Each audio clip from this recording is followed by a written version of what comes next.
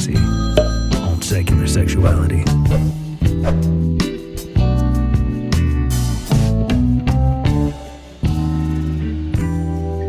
Hello, and welcome to Secular Sexuality, the ACA show that may or may not be wearing pants right now.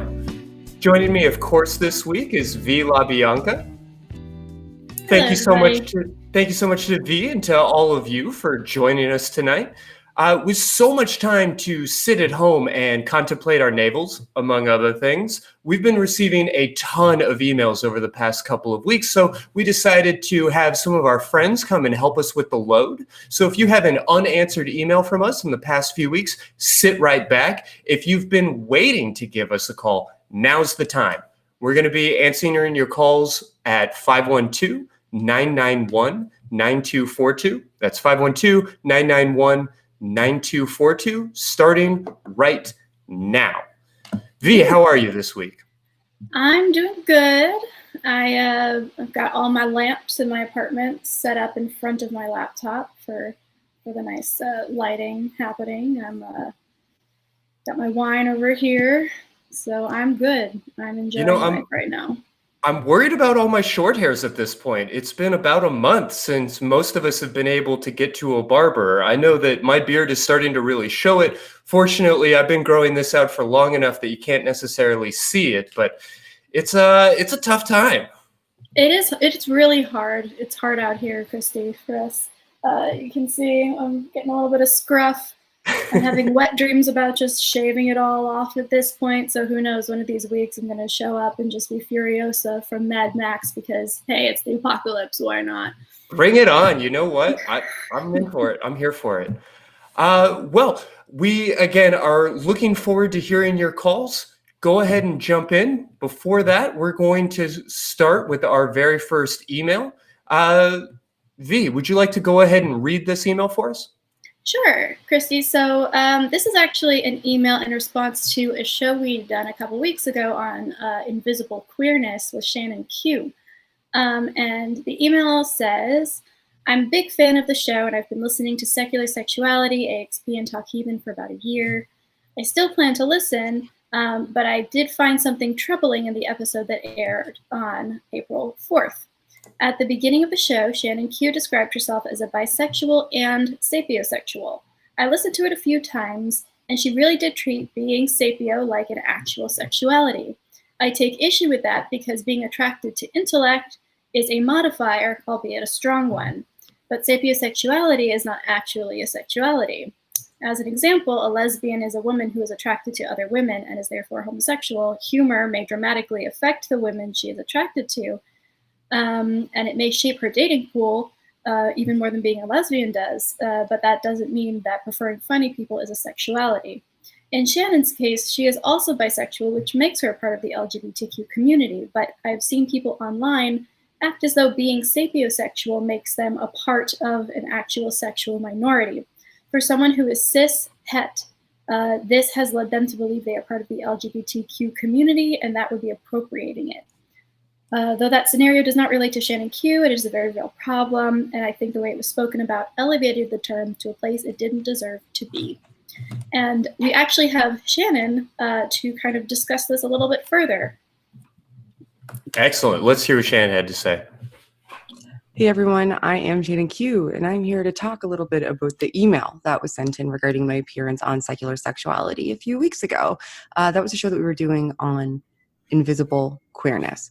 I was on there as somebody who is bisexual, but is cis and is in a heterosexual relationship that is monogamous. And I'm very interested in you going back to have a look at that show and see what you think about the show in context and some of the things that I had to say, because I think there were some relevant points there and I learned some things myself. So this email pertains to a component of that show where I expressed that I'm also sapiosexual. Now, that is the case. That is something that I am. That's a valid component of my sexuality. And in fact, one of the reasons that I use it is because to me, it's my primary metric for sexual selection. I'm oriented more towards people's intellectual offerings in regards to our relationship. That's what does it for me. Then I'm much fussed about their gender, really, at all, to be perfectly honest with you. So that's my primary metric. That's the thing that motivates me the most. And the rest of it is, gender is inconsequential to me. Now, I can understand why somebody would have a potential concern that this being something that is an orientation for me, and a valid one. I kind of refuse to relinquish the term, I guess. I don't want to invalidate myself and my preferences and how I articulate them. But I can see why it would be a concern if you think somebody may have dishonest motivations, and the reason that they're suggesting this is so that they can, stick a foot in a door dishonestly, so that they can start to speak for a community that they have no right to speak for. And that's fair. I completely understand that point in regards to this, but I really do hope that nobody was under the impression that that was the way that I was utilizing it. So the question is, I guess, what do we do here?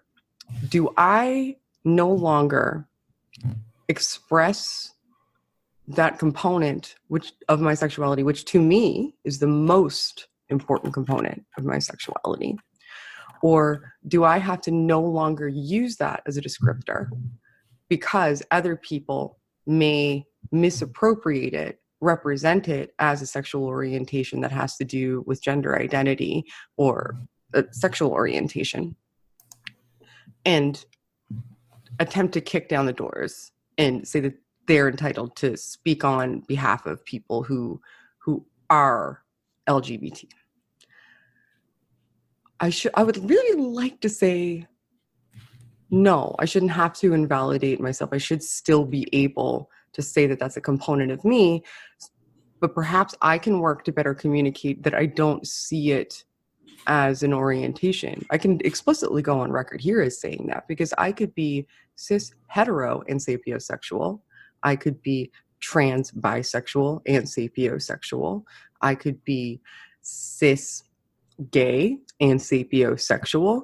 It's a component of my overall sexuality, but doesn't have to do with my attraction to any specific gender or my gender expression. So perhaps that's the best way that I can address this, that I understand the concern. I would certainly hope that people aren't utilizing it that way. However, I'm sure, unfortunately, that they are. But I don't feel like it's a valid qualifier to identify as LGBT, because you can literally be of any gender expression and sexual orientation and also be sapiosexual. So I hope that helps to clarify. And I'm not very good at just speaking into a camera in rooms by myself when there's no one else to talk to. So if I got caught up a little bit, hopefully you'll forgive me. And I would hope that if anybody would like to ask any clarifying questions, they can feel as though they can approach me and let me know what they think. So anyway, help elevate the discourse, guys. Bye. All right. Well, a lot to metabolize there. I'm going to just jump in and say really quickly that when Shannon says that you can challenge her, that she's open to hearing your thoughts, that she is willing to continue the conversation, that, yeah, she is. And you can do that. You can reach her at elevatethediscourse@outlook.com if you'd like to shoot her an email. She's also on Twitter and these different platforms. But V, how do you feel about all of this? Where do you come down on, I guess, this debate a little bit?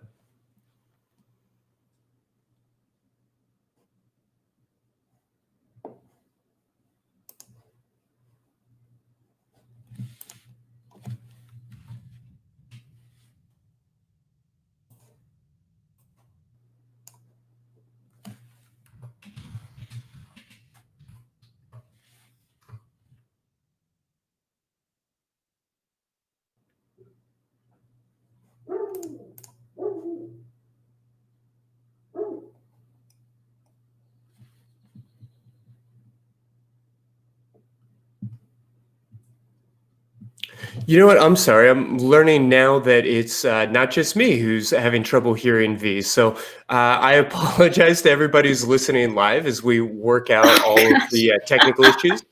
Okay, we're hearing you now. There I am. I was muted out of respect for Shannon, and I did not turn it back on. All right. Welcome this is what happens to 2020, guys. And I do this all day for a living. Yeah. Sorry about that. I was basically saying I understand the instinct to be protective of your community and your identity. And I understand the desire to make sure that people are not infiltrating it for, detrimental or negative reasons. That said, I think we do err on the side of gatekeeping a little often, saying you may or may not qualify based on the terms you're using.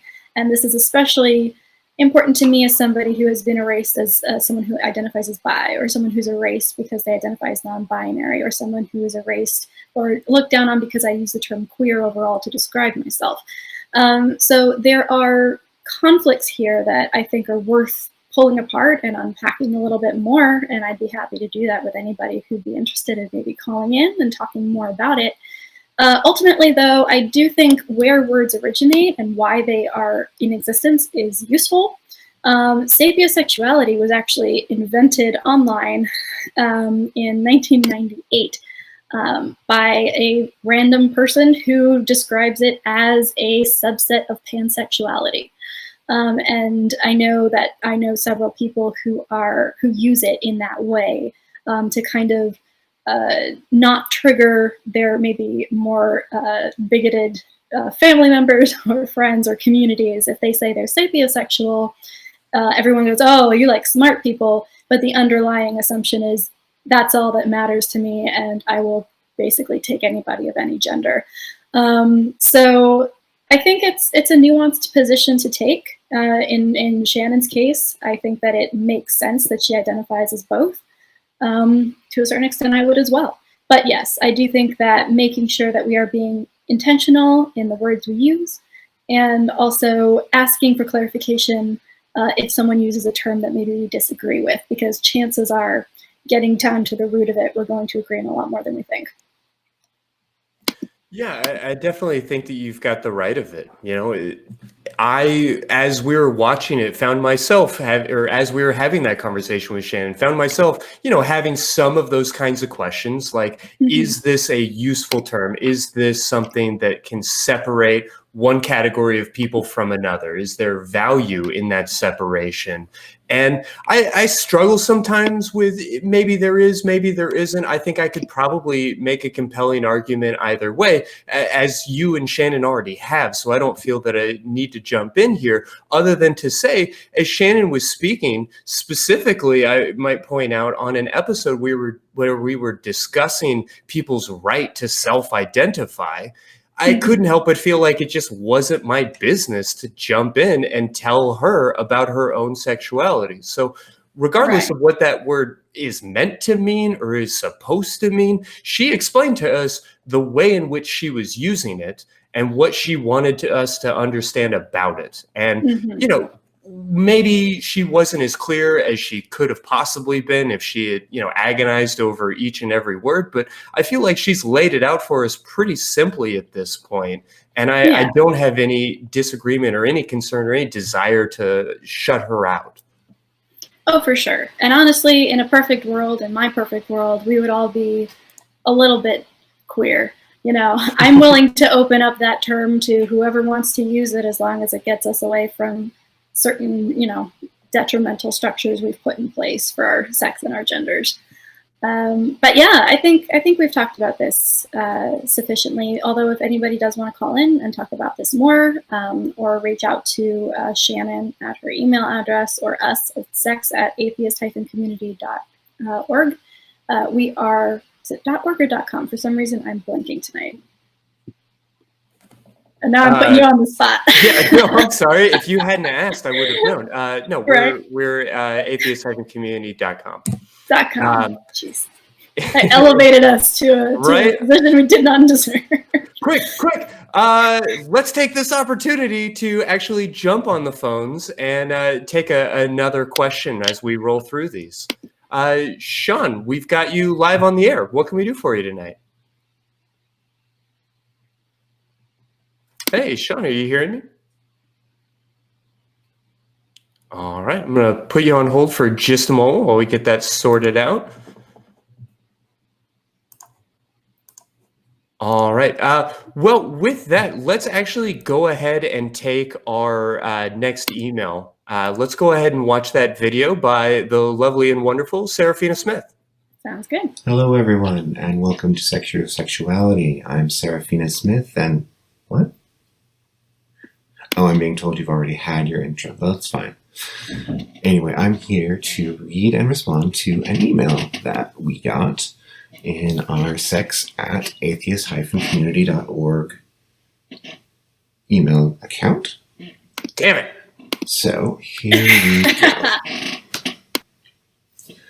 Dear Secular Sexuality, I'm a newer atheist, and recently, I've really begun questioning my gender identity. At least I think. Honestly, I'm so confused and conflicted. On one hand, I almost feel shitty about thinking this because I'm a straight white dude who's always been cisgendered. I have a beard a lot of the time and a deep voice, so I feel like taking on this burden is almost offensive somehow. But at the same time, when I think of myself, my consciousness, most of the time I'm considering myself feminine without even meaning to, identifying more with female characters than male. At first, I had thought I just had a lighter personality that I was connecting to the honestly unfair stereotypes of women in pop culture, but I'm starting to think I may have never really thought myself to be a man to begin with. That said, he, him pronouns don't bother me as far as I can tell, so does that make considering it in the first place useless? Am I non-binary? The problem is, I don't have anyone I feel comfortable talking with, because my close friends don't take this seriously. I always have. I've tried having debates with them, but it was always from the perspective of another cisgendered person explaining why I think being transgender is valid. If I told them I was questioning, they'd probably laugh and/or claim I was making it up to help support my arguments. I'm just truly scared and confused. I'd appreciate any advice anyone could give. I'm also really appreciate being pointed somewhere where I could get it. Thank you. I love the show so much and have mountains of appreciation for the work you all do. Well, thank you. Okay. First, let's start with the beginning of your message where you talk about, you have a beard, you've got a deep voice.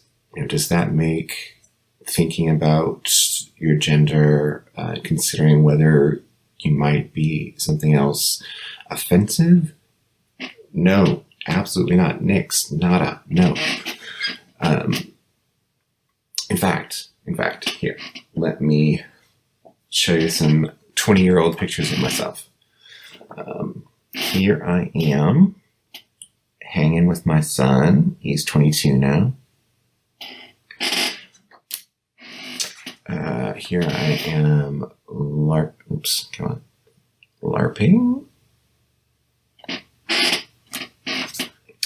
Here is me just hanging with my cat. Here I am in my pagan phase. So yeah, I had a beard. I did all sorts of traditionally masculine things. Still do some of them. And obviously I have a pretty deep voice. If you want to hear me singing the really low parts of a song sometime, I'll do that. It's pretty deep, y'all. So the point I want to make is, well, first off, there's a known phenomenon of closeted trans women doing really hypermasculine expressions. Big old beards, hearty ways of expressing themselves, and indulging in very traditionally masculine hobbies and professions. And that's, very much a response to the internal conflict, sort of an overcompensation thing. It's a well-known thing. You see it a lot. But also just in general, it doesn't matter. It does not matter one bit how you currently express yourself or what your life has been like. I absolutely recommend that you, and in fact everyone, explore your gender. You know, your internal sense of gender, your gender expressions of all sorts. Explore it, figure out. You will learn so much about yourself, about other people, about our culture, that just from that questioning. Now, I get that it's important to have support from the people in your life. When I started transition, I was married with a kid, and that was a big old thing. Took me about a month full of like weeping in a dark room, basically, to get up the courage to talk about it with my loved ones. But here's the thing. There is going to be support. You may have to find it online, especially, in these times. But it's there. I absolutely recommend diving into whatever social media platform or platforms you prefer to find support groups for trans folk, for trans women, for non-binary folk, for people questioning their gender. Because that's going to be a huge resource for you, not just in being supported, but also in getting to relate your experience to others and seeing the similarities and the differences. And other resources I would suggest, it's technically an Austin-based resource, but wherever you are, Out Youth is a very good one. Whatever your age, whatever your location, they have pages full of resources and people who are happy to help direct you to local resources and groups. They're amazing. I absolutely recommend them all the time. There's others like GLAAD and PFLAG both have decent, or did last time I checked, translated resources. There's going to be something. And so I just want to say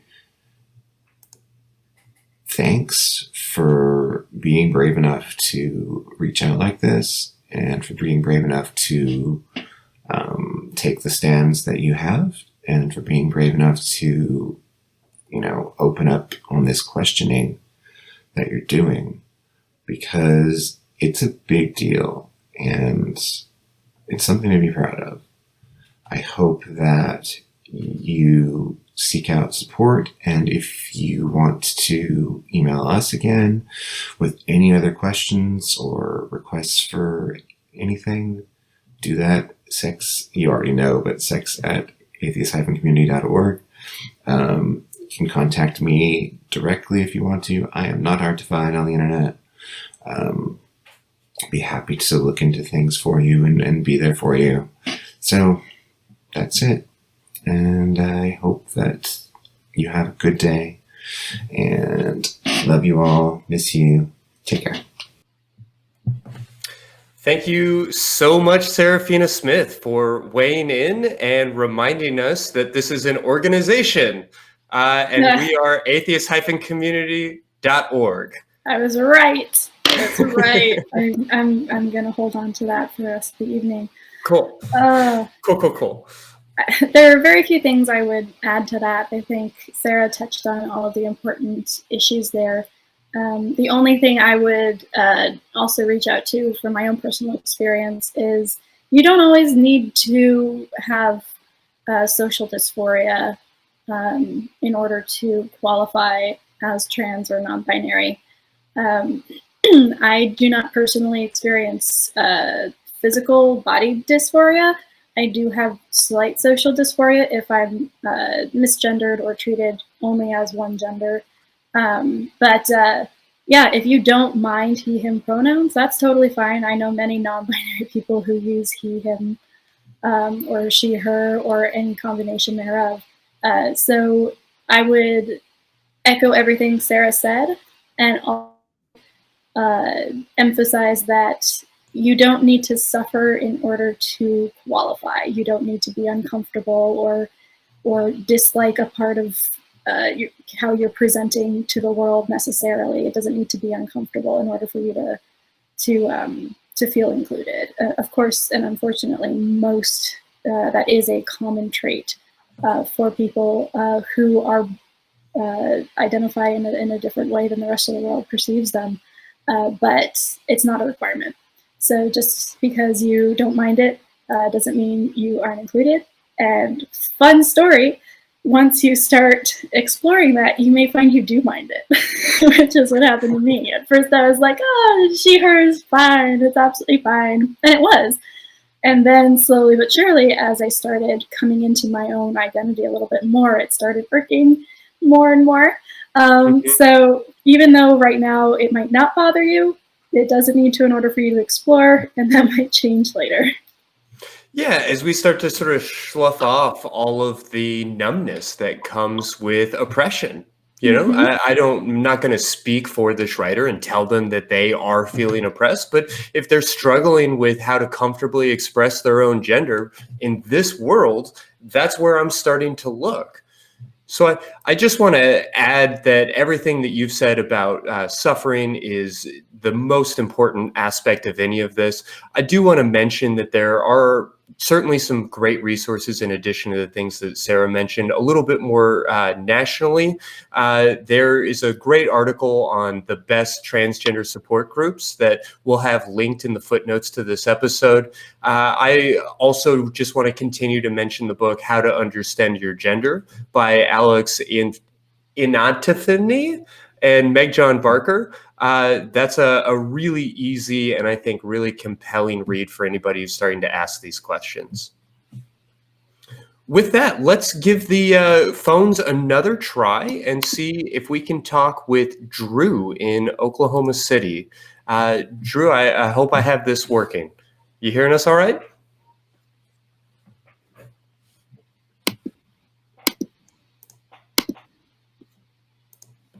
All right. Hello, Sean. Can you hear us? Okay.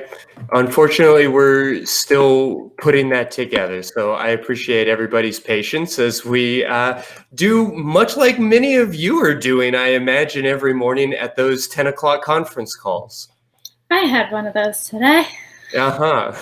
Good times always. All right. Yeah.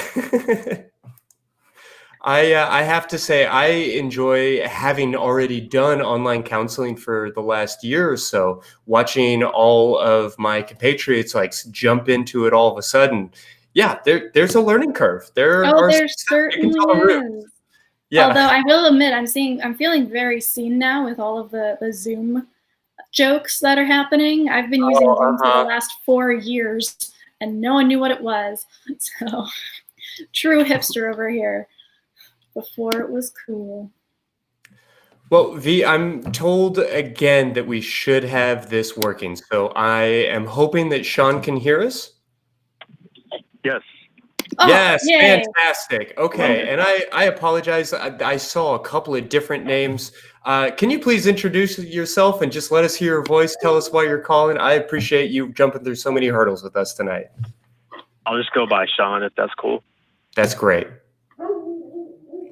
Tell us what's on your mind tonight. Sorry, I'm in someone's parking lot. So I had a recent friend try to give me advice on his religious view, and he's gay.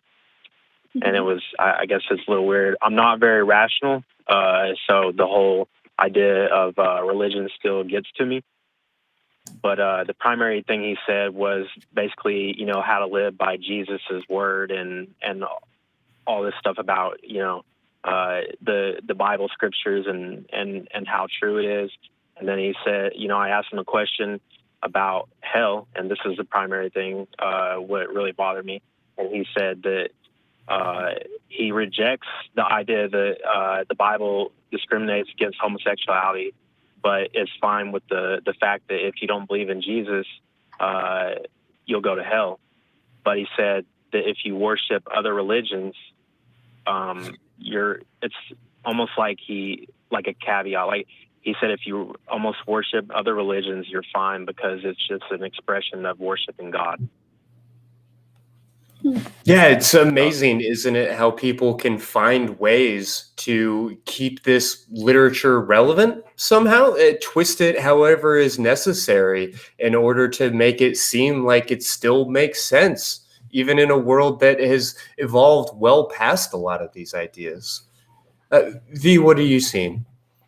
I'm seeing something very similar. I think that, I have very, very many very dear friends who are both Christian and very strongly and publicly identify as members of the GRSM community.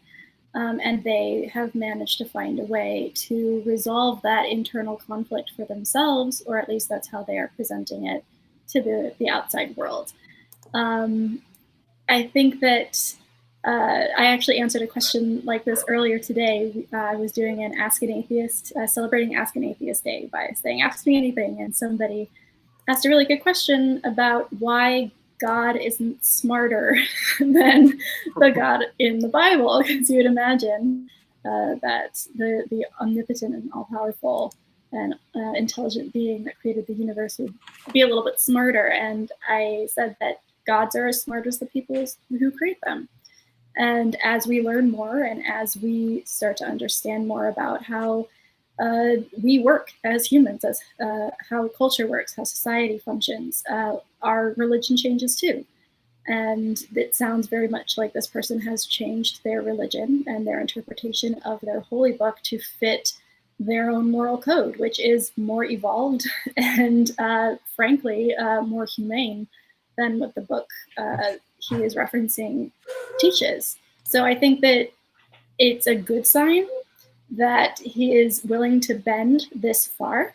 I think that instead of perhaps the instinct would be to either get upset at the hypocrisy of saying, these people go to hell, these people don't, and I'm willing to make concessions here but not here, and more than that, encourage it and say, okay, well, why? Okay, well, how did you come to that conclusion and why doesn't it apply here?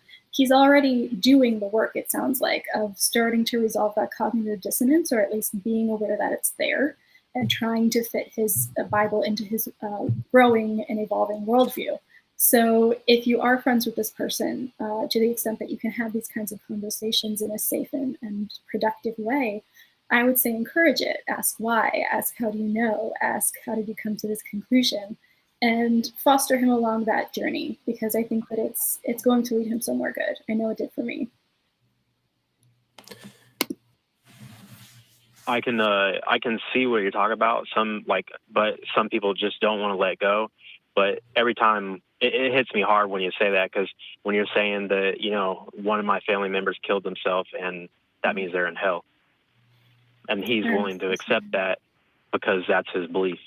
And it's hard to how do you say it, be friends with someone that has that view.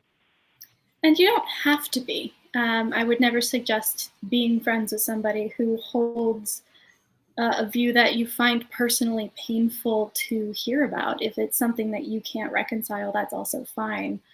Certainly your mental health and your peace of mind comes first in this situation.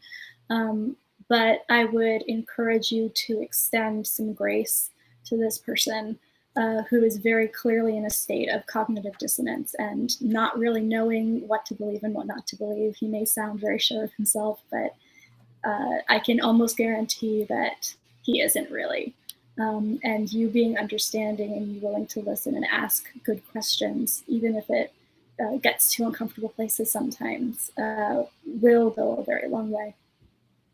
And it's worth remembering that while the consequences of this person's beliefs are dire, and we have every right to be upset, to be angry about that, that it's a double-edged sword. that they hold on to that belief very, very firmly out of a fear of going to hell. And when they are sharing it with others, it is out of that same fear. I'm not going to look at the motivations of every single person who has ever tried to proselytize their faith, but I think it's worth remembering that as much as they're holding on strongly to something you desperately wish that they would drop, there's a reason for that. Whether it's a good reason or a bad reason, I think that V's right. You have an opportunity to have some love and have some empathy without necessarily jumping in after them if you don't feel like this relationship is one that you want to participate in. Yeah, I couldn't really give an answer to that either way, but say I do associate with this person. Do y'all think I should continue to challenge? Is it wrong or right to challenge them on what they're saying? Yeah, only to the extent that the relationship will support it, that your life and well-being will support it. You know, if you can offer some wisdom, if you can push back and try to make things better, then great. That can be really wonderful. And there are ways to do that that aren't painful by, asking open-ended questions, by being a good and considerate and kind listener, and all of these different things. But that can also be exhausting, and it's not necessarily your job. You get to decide whether or not this is a burden that you want to take on. Right. I would say if you want to preserve this relationship, if that's something that's valuable to you, and that person is coming to you with these claims, that sounds like from your conversation, from your description, he's approaching you with this, not the other way around. If he is coming to you with claims, you have every right to counter those with your own worldview and to ask questions and to challenge. That is fully within your prerogative, and I don't necessarily think it's a question of right or wrong so much as is this reasonable? And yes, it is. It is very reasonable to challenge a claim that is brought to you if you don't see how it makes sense, especially if it's detrimental, especially if it is denigrating other people and saying that they deserve everlasting torment. That's a terrible claim to make. And if you want to, yes, you are more than welcome to counter that. I would just echo Christy, though, that's not your job. It's not something that you are required to do. And sometimes the best thing to do is to say, you know what, I don't believe the same thing and I don't want to talk about it because I'm just going to get mad or sad, or, hey, you're hurting my feelings because this is how I'm interpreting what you're saying. And, whether you want to go the route of being open and vulnerable with your emotions and explaining to this person why what they're saying hurts, or if you want to go the intellectual route and have a conversation about how you know things and why you should care, or if you just want to say, you know what, this is clearly not a conversation that's going to benefit either of us. Let's talk about the weather or the sports game that I saw the other day or whatever. The sports game, V. The sports game. Yes. You can do better. The sports game. No, I think that there are multiple routes to take. It's not counter this person, challenge them, or never speak to them again. I think that it's going to be a process either way, and it's up to you to determine how far you take it and what you're willing to give. Both people that I know that are gay or actually three people that I know personally that are gay are religious as well. So it's kind of it's a theme type of deal for me. It seems like I'm not able to get away from it. So I do appreciate y'all's advice. One more question, if you don't mind. Mm-hmm. Do y'all have personal channels, like YouTube, personally use YouTube channels? Oh, good question. I don't think either of us have personal YouTube channels. I am on a couple other ACA shows. I am on Talk Heathen with Eric Murphy, and that is on Sundays at 1 p.m. And that's also a call-in show that you can call in and talk to us about God beliefs or religion or philosophy or science.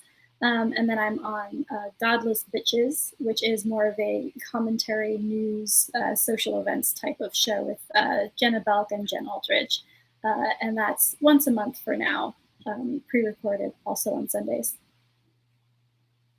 Yeah, and I'll just let you know that I am just about to launch a video store as Valence Counseling, but we're very much here to do this, and as proud as we are of those other platforms, I appreciate being a part of the Atheist Experience Network.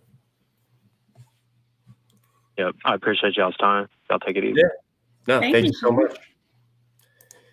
Thanks for that opportunity to self-promote a little bit. Right. I like that.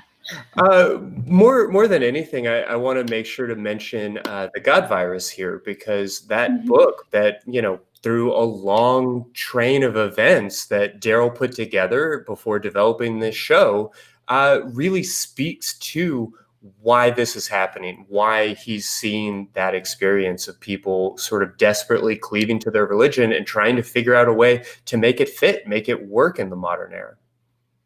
Oh, definitely.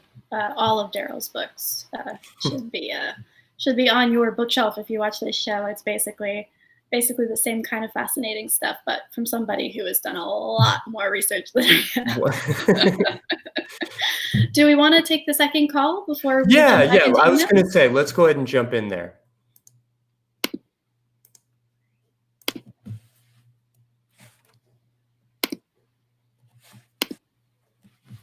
We've got a howdy. What can we do for you tonight?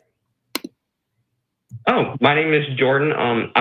I'm new to this. I was first time watching your show, and I'm just a person looking. I don't really understand the transsexual position.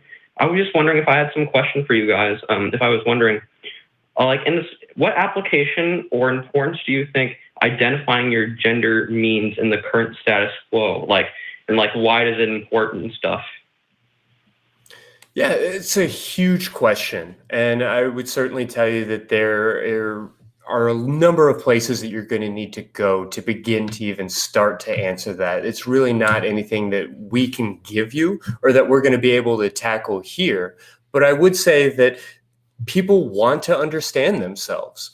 When we're talking about gender, we are really just talking about a loose grouping of items that tend to go together. It's just a large label that can cover a very nebulous set of things. And if you happen to find that a number of pieces of yourself happen to fall under one specific label, it gives you an opportunity to hopefully better understand some of those other pieces that tend to go together. It's the same way that we use any sort of diagnosis in counseling, in psychology. It's not to tell people this is who you are, this is about you. It's just to say, oh, well, people who feel this, and this tend to also feel this, and they tend to react to, respond to, or get help from X, Y, and Z. So if you have these 5 things over here, then maybe X, Y, or Z could be useful for you.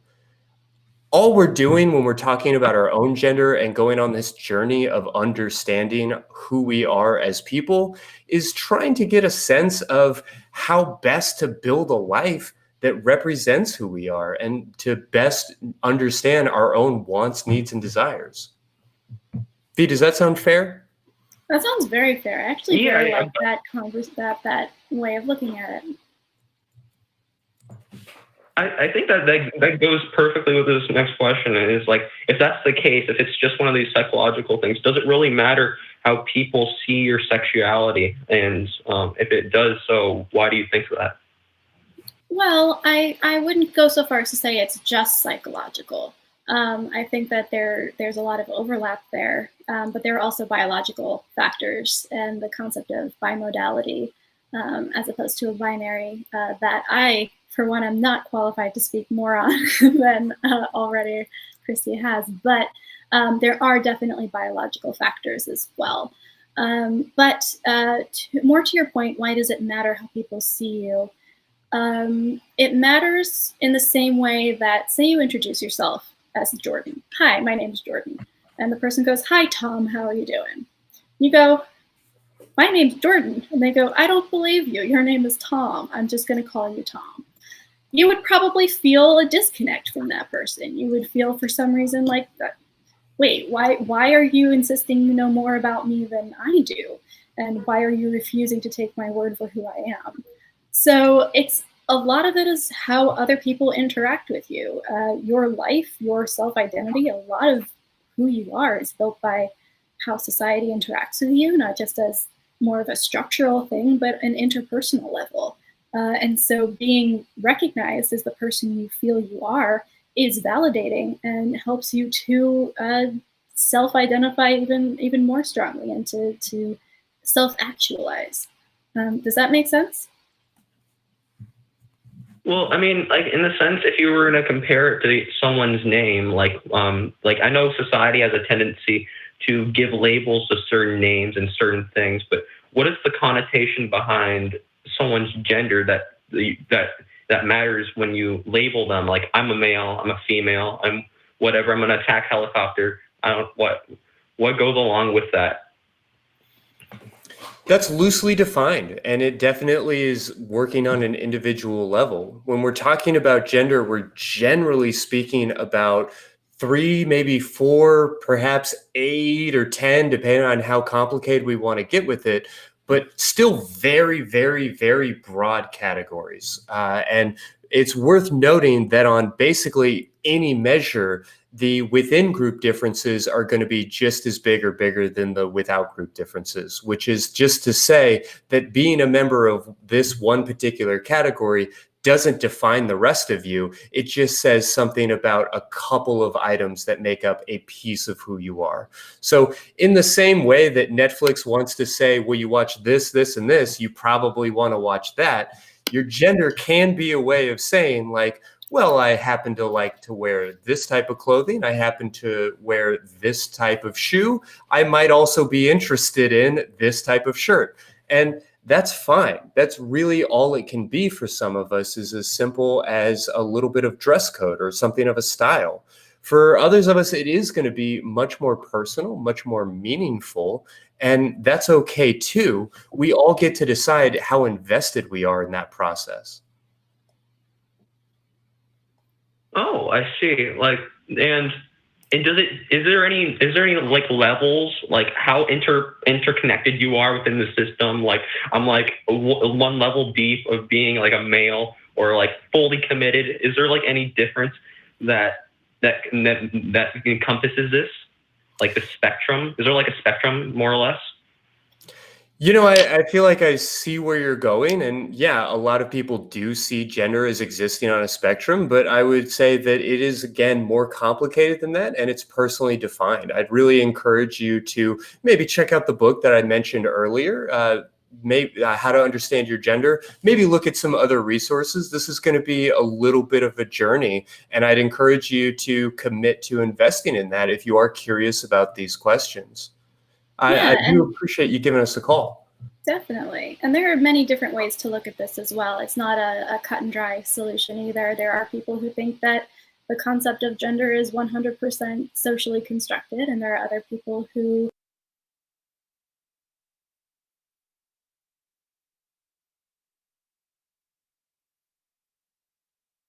Are you there? Let me see.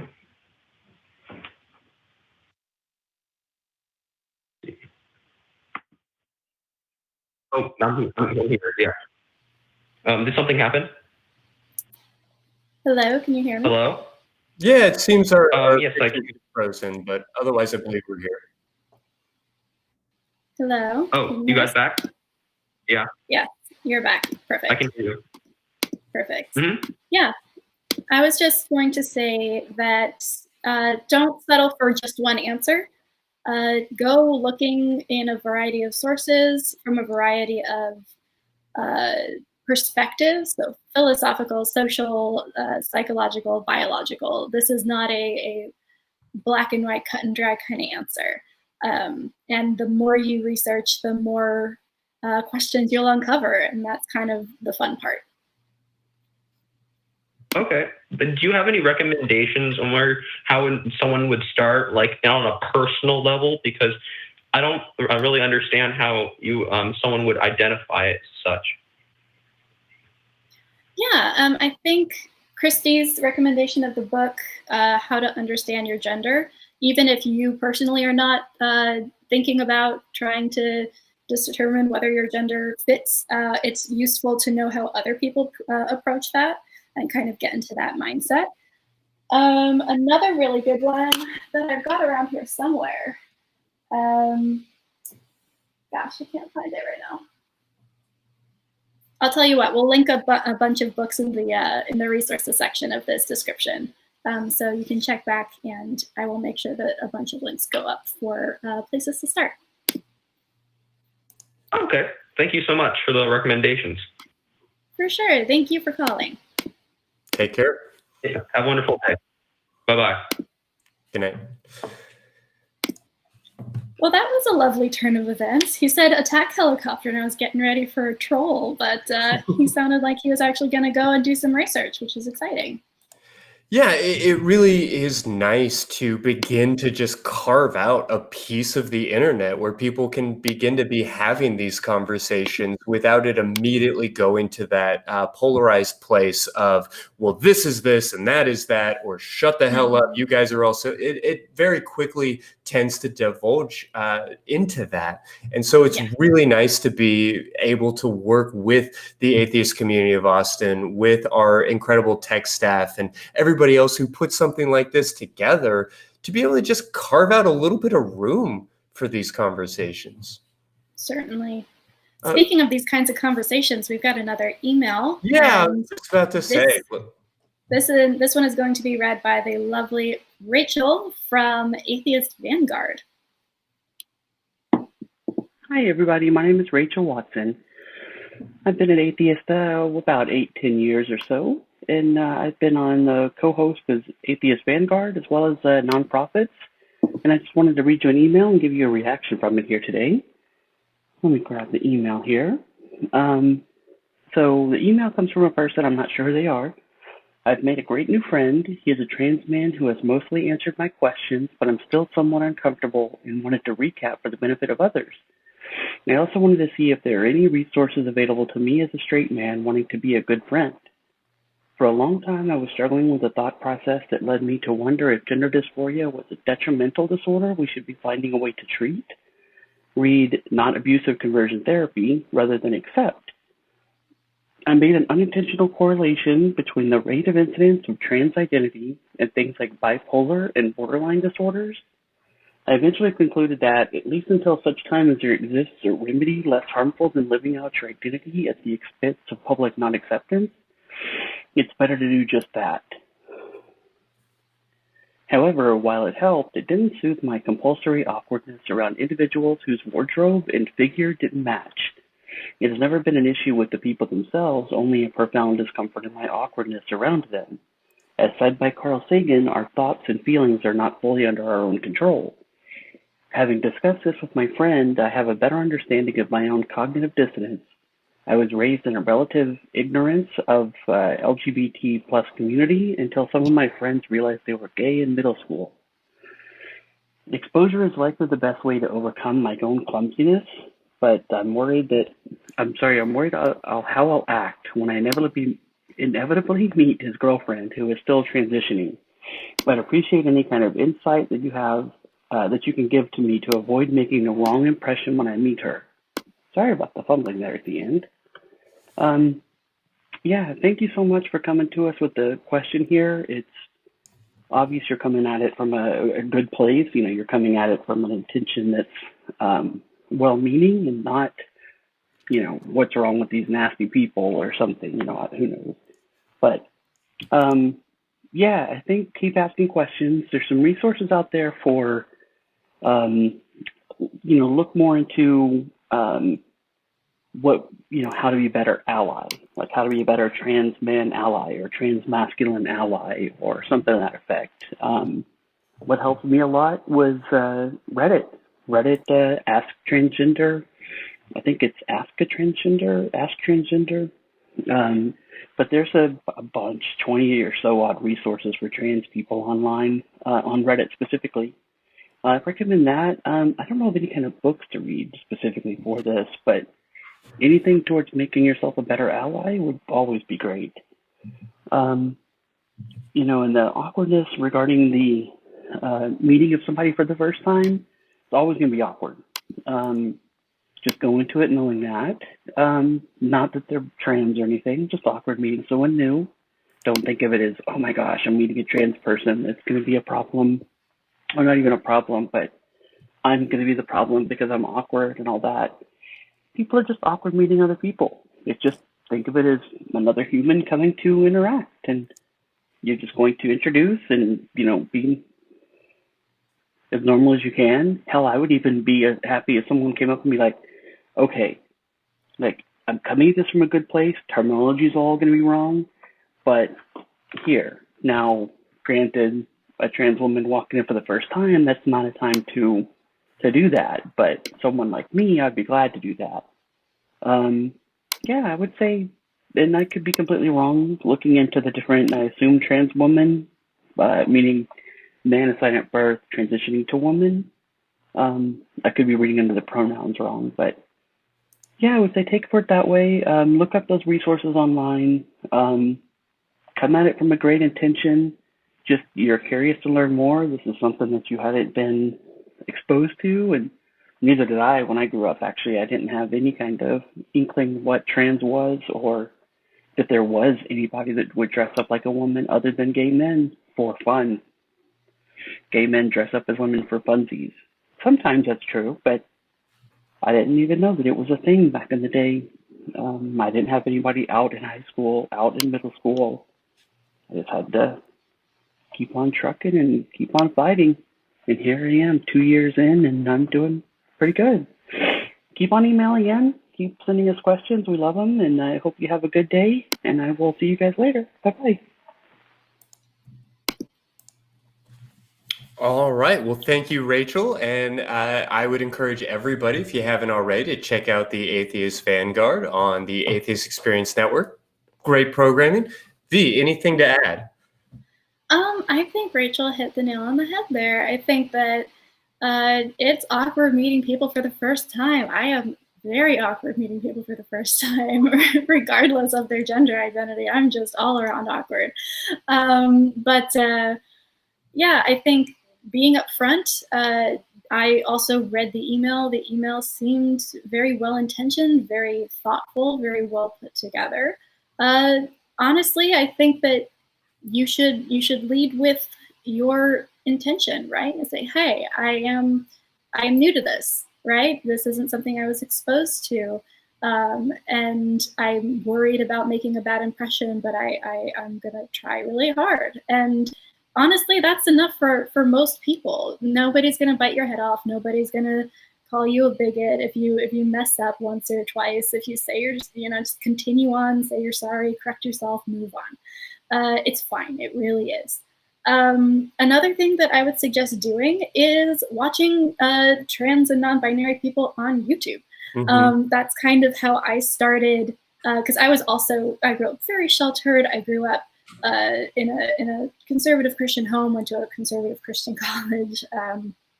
Honestly, didn't even start questioning my own sexuality, let alone gender identity, until I was in grad school. So it took me a long time to even think about these things.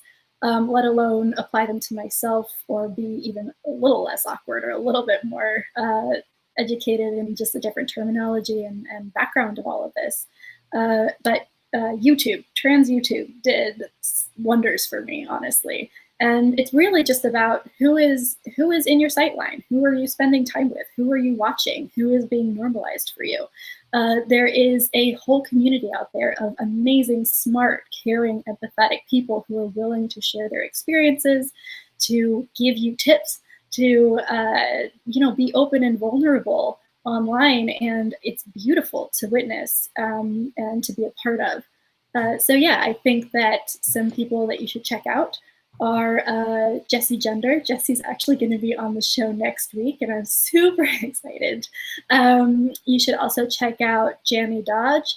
You should check out Kat Black, Natalie Wynn, Ty Turner. There are a bunch of people who are very, very interesting YouTubers who talk about a variety of subjects and who also happen to be gender nonconforming in some way, trans, non-binary, non-cis in general. So yeah.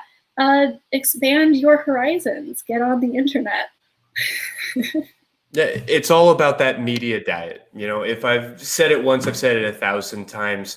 It was listening to podcasts, it was watching shows like this one that, put me in a place where I've wanted to do something like this. Just exposure, exposure, exposure. Mm-hmm. I do want to, I guess, add to that PFLAG in particular has a great resource for curious allies that are looking to become just a little bit more comfortable and to sand off maybe some of the edges on the terms that they use and things along those lines. So I've already dropped that into the notes for this episode. So I'd encourage people to take a look at their PDF. Wonderful. Also, Serafina is in the chat and she says, or just watch Sense8. Which you can also do.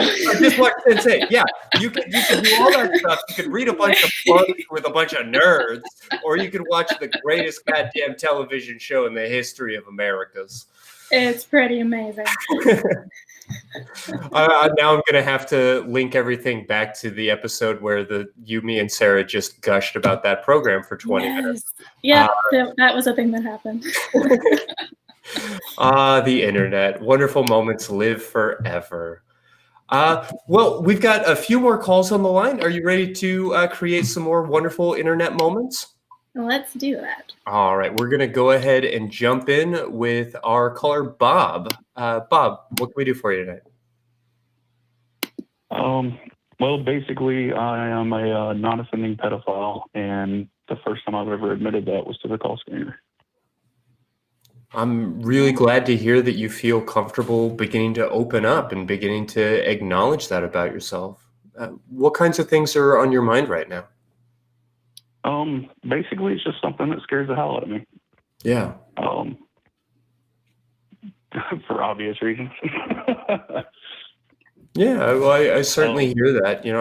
I'm sorry. I definitely want to give you a chance to tell us about you. I don't mean to tell you about yourself, but just as you're, kind of collecting your thoughts and your courage, I suppose I want to mention to the audience that pedophilia is not in and of itself a crime. Pedestry is. I think it's really important to mention that harming another person, having sex with another person without their consent is a crime, is harmful, is damaging, but that having those thoughts, having a predilection for, having an interest in is something else entirely. Mm-hmm. Well, actually, on that note, that's something that I want to give you guys and Matt and a handful of other hosts props for, because hearing it out loud, it helps a lot. Yeah. Yeah, I'm glad to hear that. I recognize that there are very few easier villains and easier punching bags, honestly, in modern media than to turn towards people who struggle with those experiences, who struggle with those feelings. So I'd be curious to learn just a little bit about your journey, or really just even where you are right now, or how we could help. Honestly, I don't know how you could help, but I don't really know as far as about the journey. It's just something that I've always had, as far as I remember anyway. And I think it has a lot to do with repression growing up in just like V was saying, a very conservative, don't talk about sex, don't think about sex type environment. Yeah, I definitely hear that.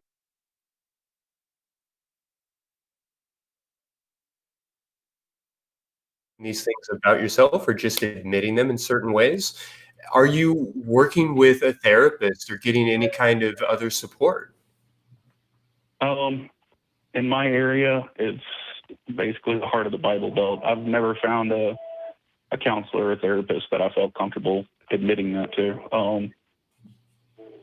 Far too much of the whole pray and it'll go away type bullshit. Yeah.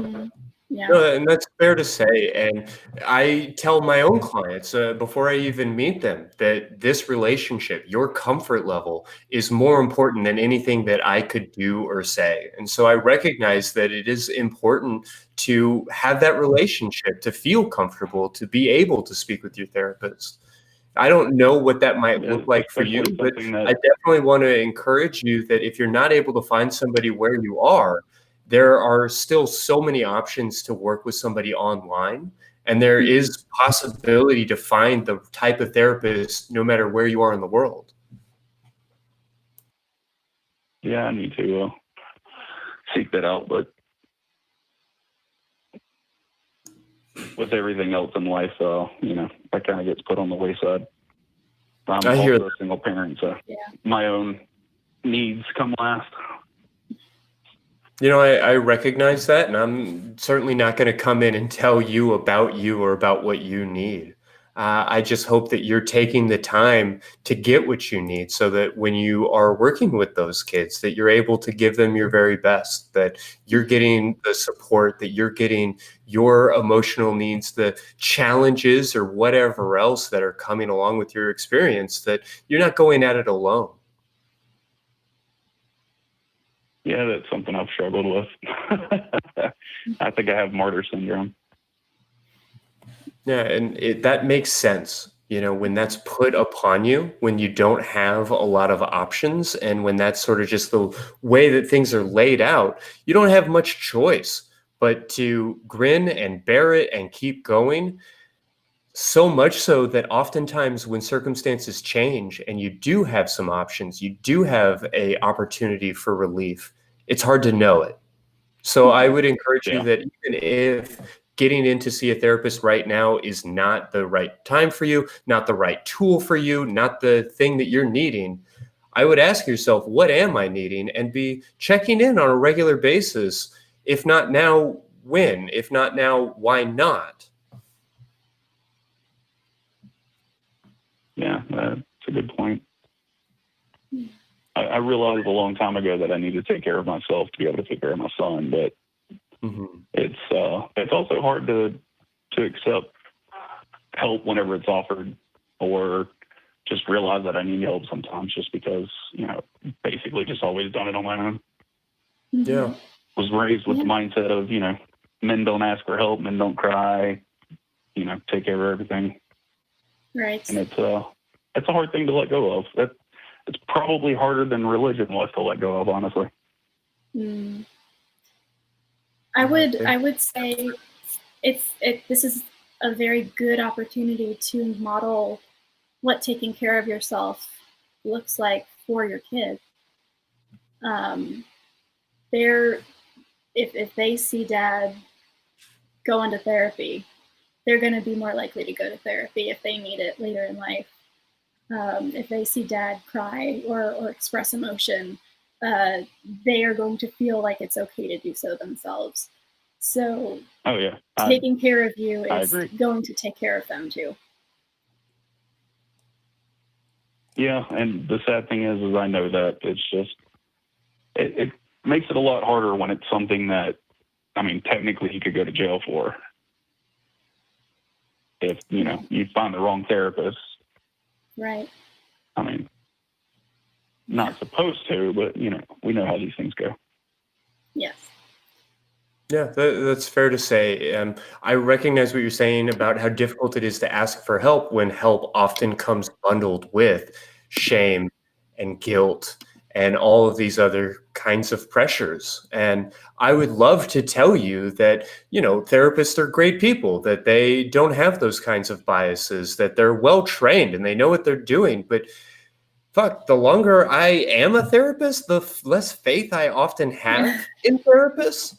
And so while I would tell you that there are incredibly talented, hardworking, understanding, wonderful people that would be eager and able to help meet your needs, I also recognize that your odds of finding that right person can be difficult. and that there may be a little bit of a process in going through all of that. And this may not be the moment for that process. I mean, God knows, with everything going on in our country right now, it's really difficult to find privacy, to find time for yourself, right? To find the finances for an adventure like this, to find the emotional strength and the space for it. And that's okay. I certainly don't mean to make all of this about that. Call it an occupational hazard that I like to direct people towards therapy.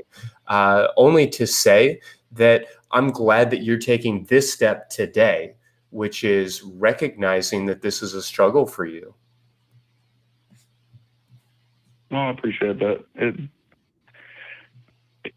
Basically, to reiterate what you said, I actually went to school for psychology, and doing that, I was only in school for a couple of years, and the sad matter of fact is I know more about therapy and, means and all than most I've met, which is just disgusting, disappointing, and quite scary, honestly.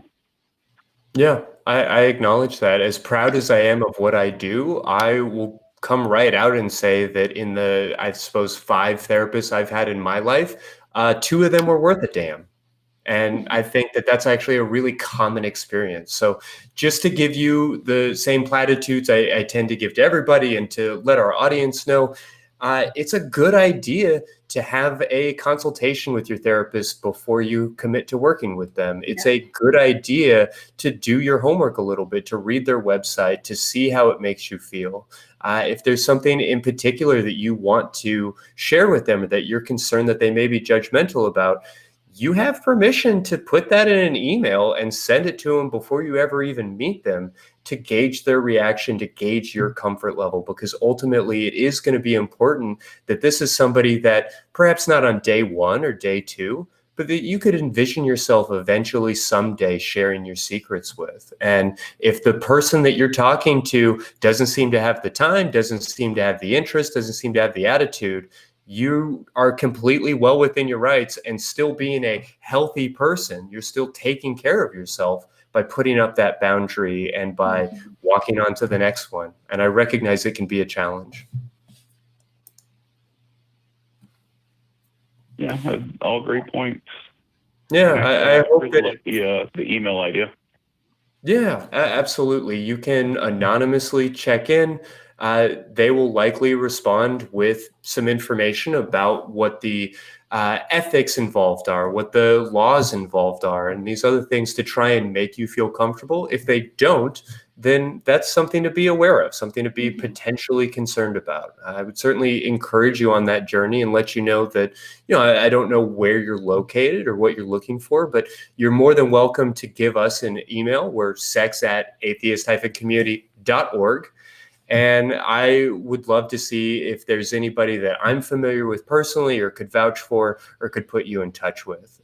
One thing I would say off the top of my head is just asec.org, the American Association for Sexuality Educators, Counselors, and Therapists. They have an ongoing database for therapists who specifically work with issues of gender and sexuality, and should likely have some good folks in your area. But again, I'm sorry to keep harping on that, only to say I recognize this is a real challenge, and I appreciate you being brave about opening up with it. What was that website again? asec.org, AASECT.org. And again, we'll make sure that that's in the footnotes for the episode. Okay. Well, that might be helpful. All right. Well, I definitely appreciate you taking the call. I don't have anything in particular. Okay, well, fair enough. I appreciate you taking this first step with us. That was incredibly brave of you. And please feel free to reach out, to shoot us an email or whatever else, if there's anything else we can help with. For sure. All right. Well, I definitely appreciate it. And thank you guys for what you do. Absolutely. Thank you so much. Well, V, if you like, I think we've got one more call that we can kind of speed through before we get to that very last email. Yeah? Sounds good to me. Let's do it. All right. So we're going to go ahead and do it. We're going to jump in with Drew, I believe. Hi, can you hear us? Yeah, I can hear you. Oh, great. Hi. What's on your mind today? I guess I just kind of need advice. I'm an adult. I'm a trans guy, and I recently moved out of my parents' house, and they're not very supportive of anything that I'm doing. I'm kind of low-key disowned, but I'm wondering how I should handle like starting a transition if I want to stay in contact with my family. That's a good question. What kind of, do you mind if I ask what kind of transition you're thinking about doing? Now that I've left my parents' house, I've transitioned socially, but I was looking to go a medical route in the near future. Yeah, well, as long as you aren't reliant on their insurance or their permission to do that, that should free you up a little bit, which is good. Honestly, this is a hard situation. This is really sticky because on the one hand, part of me wants to say, well, just fuck them, right? Do what you want to do. Like, live your life. Be the person you want to be. This is important, and it's big, and you should go for it and not worry about what anybody else thinks or says. But on the other hand, I understand that family is important, and how they see you is important, and being able to keep in communication and keep in touch is something that should be done if possible. Do you mind if I ask, what does low-key disowned mean? Are you on speaking terms? Are you allowed in the house? What kind of... It's complicated. They're very fundamental Baptist, like hardcore Christian. I've recently become an atheist out of all of this, but my dad said that he'd cut me off of like insurance, any kind of help with college. I would get kicked out of the house if I didn't stop being gay or trans or anything like that. So I moved out, and all of our interactions since then have not been very positive.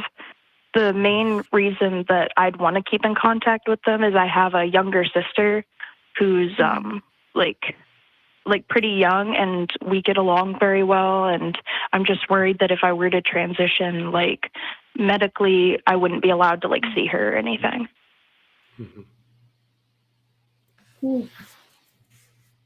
Yeah, ultimately, like, I guess, Drew, is there any advice of like how to talk to them? Yeah, ultimately, I would say that first and foremost, you are generating a lot of love in the chat, that people are incredibly concerned for you, and that you're in really good company. The unfortunate reality is that an incredible number of trans folks are completely out of touch with their families. And that is a really unfortunate truth to have to stare at. Ultimately, it sounds to me as if you are beginning to make these choices and are now just sort of looking at what the consequences is going to be. And that's a really painful journey. I would tell you that there's no right or wrong here. You get to do the cost benefit analysis. You get to do the math for yourself and decide what you think is going to be best for you. You really don't owe it to anybody to sacrifice part of who you are to keep somebody in your life or to live in any particular way. If you choose to transition medically or not, you're still going to be trans. You're still going to be you. Your body, your hormones may not feel the way that you want them to, though. And that's going to be a real challenge to take on. Yeah.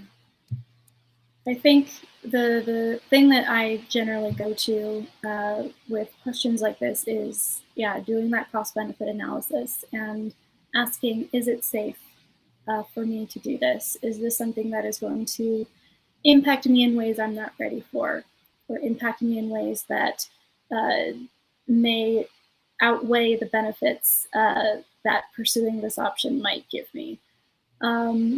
It sounds like you've made some choices already. You've left the house. You're living on your own. That is one cost-benefit analysis that you had to do, and you made a decision. And I can't tell you which is the right or wrong decision. And honestly, right and wrong doesn't even really factor into this. It's what is going to give you the most peace of mind and the most sense of self.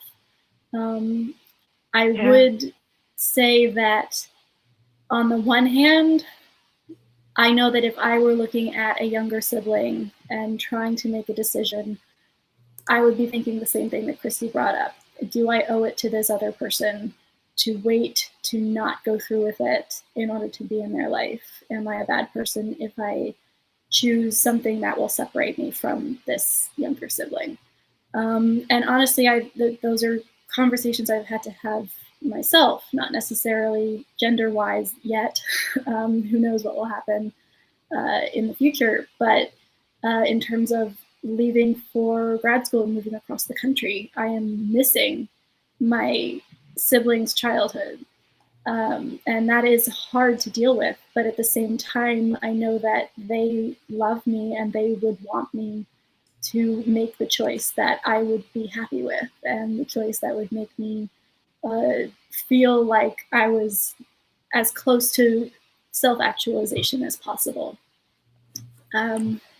So yeah, this is very hard, and I certainly can't give you a yes or no, stop or go kind of answer.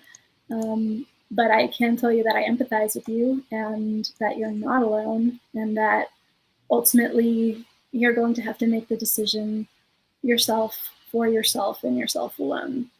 And try not to factor in other people's expectations of you, because more often than not, if you do that, you end up resenting the other people. Even if they're not aware that you made a decision for them, that's going to be a sticking point in your relationship moving forward.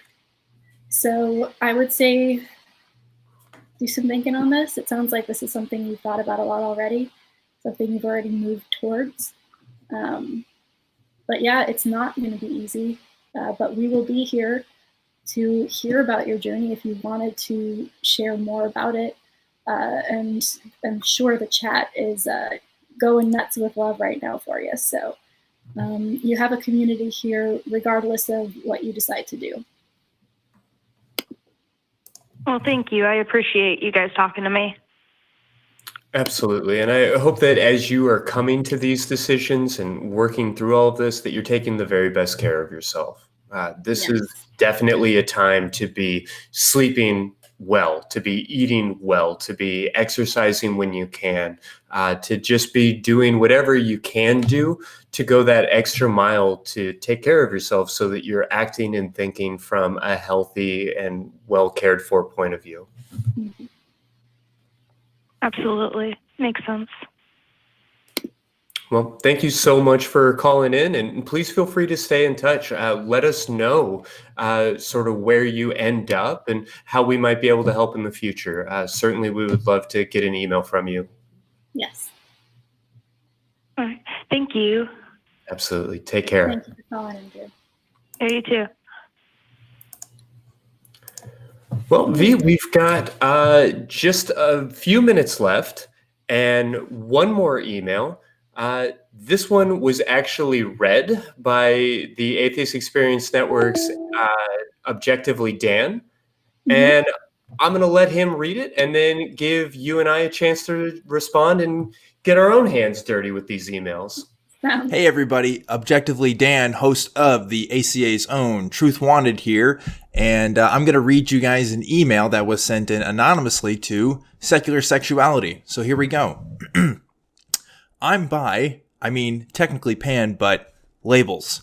I've been with a guy for several years now. It's going good, except my sex drive is a lot higher than his. I'm friends with a lot of guys who know I'm bi, and they tend to show me stuff that really gets me missing girls. This makes me think I'm terrible. My boyfriend said he would be interested in a three-way, but I'm not comfortable with that, as I have really bad anxiety. Just a few days ago, he told me he would be okay with me having a girlfriend. He seemed like he meant it, but I'm not totally sure if he would be okay. And now the more I think about having a girlfriend, I have a mental block that makes me feel really bad. Plus, I'm struggling with the fact that the few people I've told I'm bi have just brushed me off saying, "No, you aren't." It's so frustrating. Plus, if I actually got a girlfriend, the judgment from my Catholic family would be horrible. What do I do?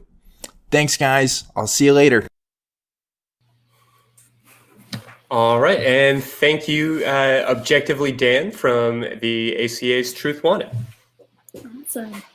Yeah, this is a not an uncommon situation. I was about to say, tale as old as time. Bisexual lady in a monogamous relationship. Beauty and the Beast. Yeah, it's an interesting position to be in, and I would say tread with caution here. I have been in the position of being a bi person who at the time thought that they were a cis woman in a relationship with a cis het guy who was very excited about the idea of a threesome or the idea of, watching me and another girl or, any of these combinations. And it always felt to me kind of predatory in a way, kind of exploitative. I can't speak for you and your relationship, so maybe I'm reading all kinds of things into it that aren't there. Maybe he's amazing and supportive and you should go for it. But I would say that opening up a relationship, whether you're bi, whether you're not, whatever your sexuality is going to come with a lot of stretching and a lot of conversations and a lot of anxiety. And that's not to say you shouldn't do it. I know people who have done it successfully. And currently I am in a poly relationship myself, although it was kind of agreed upon at the beginning that that's how it would go. And sometimes that's a little bit easier to start out Tends like that. Tends to work a little better, yeah. Opening it up afterwards. But at the same time, that's not to say you shouldn't try it out. My suggestion is to really do some thinking on this and determine the cost-benefit analysis. We're going to go back to that, right? What do you gain from keeping this relationship, opening it up, and potentially allowing a third person in? What do you gain if you take a break from this relationship and go and pursue another one monogamously? What do you gain if maybe you don't pursue a girlfriend but open it up to threesomes and maybe some casual one-night stand type situations, or even going to sex parties with your partner and playing around for a couple hours with other sex-positive people? There are many ways to start exploring this that doesn't necessarily have to jump straight into, I'm bi, I need another partner, and it has to be like this, and it has to be this kind of person, and there are lots of ways to ease your way into it. So if you are feeling a little bit of anxiety, a little bit of a mental block, my first suggestion would be to make sure that you are taking baby steps and taking advantage of the fact that you seem to have a supportive partner. And make sure to include him in the process if he wants to be included. And just, move forward at a slow pace. This isn't a race. You're not behind. There's nothing that you need to be doing right now. And if you don't like it, if you guys try something and it's like, oh no, that was terrible, then you don't need to do it again, and that's fine. And so this is not necessarily a door that you open that can never be closed. This is not changing fundamentally the fabric of your relationship. If that's something you're worried about, this is something you guys are trying and exploring together. And the only things that would be important are honesty and communication always. Make sure that you guys are checking in with each other. Make sure that you're being honest about where you're at. If you're feeling anxious, if you're feeling jealous, if you're feeling concerned that your partner might be jealous or anxious or anything, bring it up. Have that conversation. And in terms of just worrying about the judgment from the Catholic family, I understand fully. But at the same time, it sounds like you're your own person. It sounds like you're living a life that is yours, that you've decided you're going to claim, and you shouldn't abbreviate your sexuality for the benefit of other people. All right, well said. Let me, I guess, distill that down a little bit. I like to tell people that when you're taking on this kind of journey, to slow down.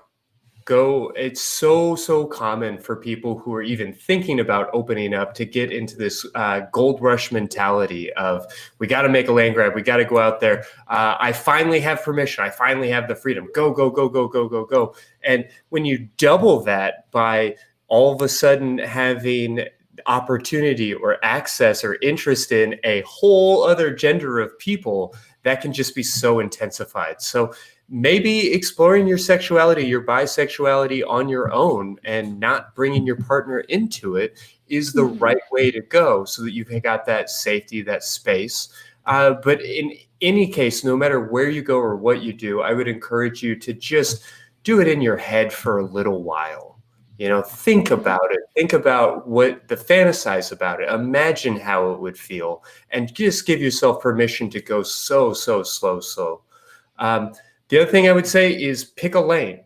When people start to open up, they get confounded and frustrated by all these different labels of, are we swinging? Are we open? Are we monogamish? Are we poly? Are we solo poly? Are we hierarchical poly? What does that matter? Labels are for soup cans. I would tell you those labels matter. They can change, they're fluid, and you can pick whichever one you want, but pick a lane and then stay in that lane. And then if you end up transitioning to a different lane 10 minutes later, that's totally fine.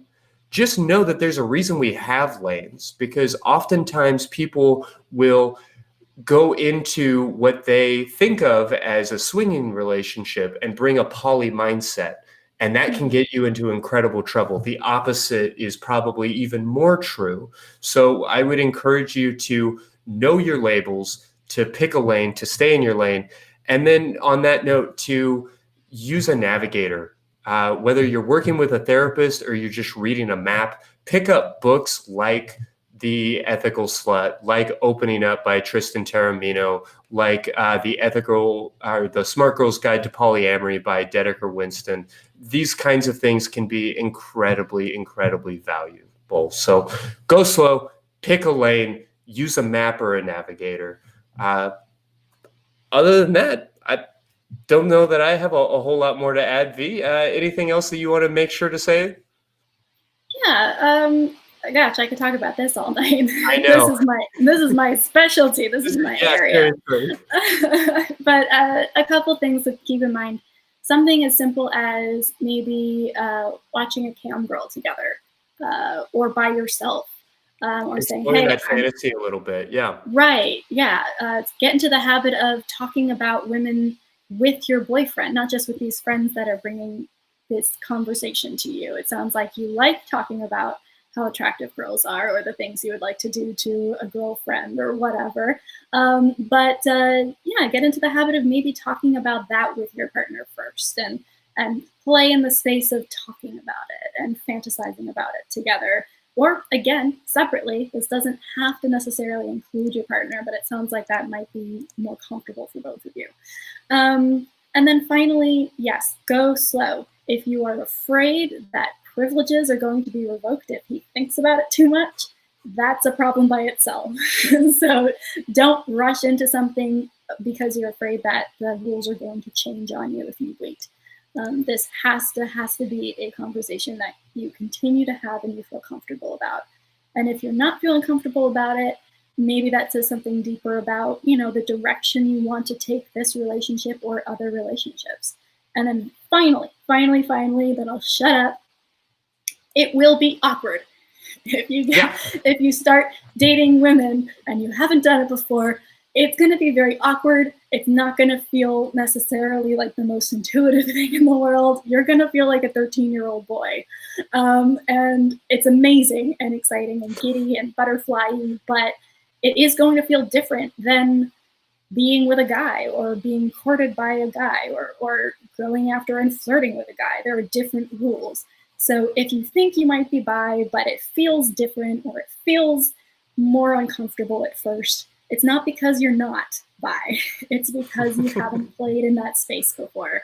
And you should allow yourself the ability to get comfortable in that space before you start making decisions about where you're going in your long-term relationships. Make sure that you feel like you're in a space where you're safe, where you can play, where you can be yourself. And that's most important, I think. Fair to say.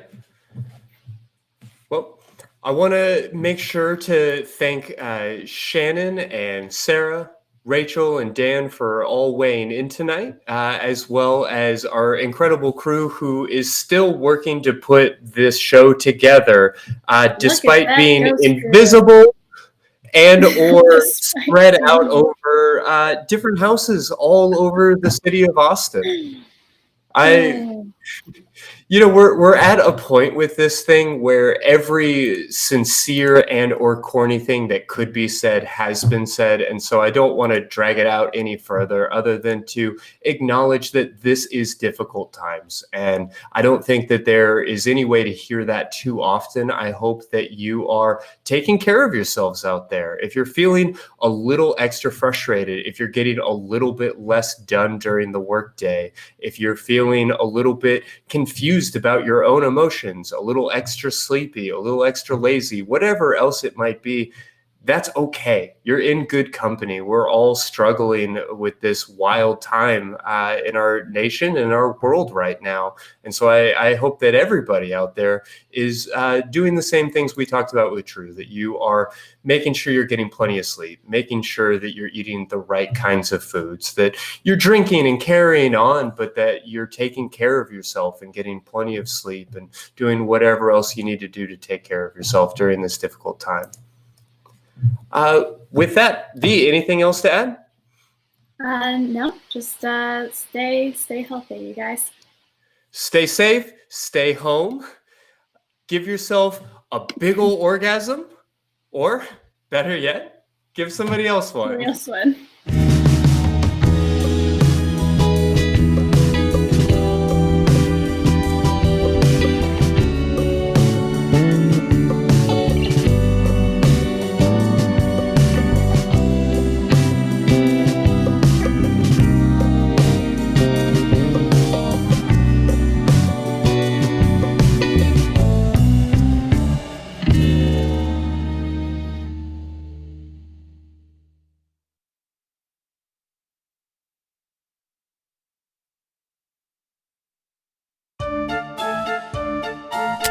What are we doing, man?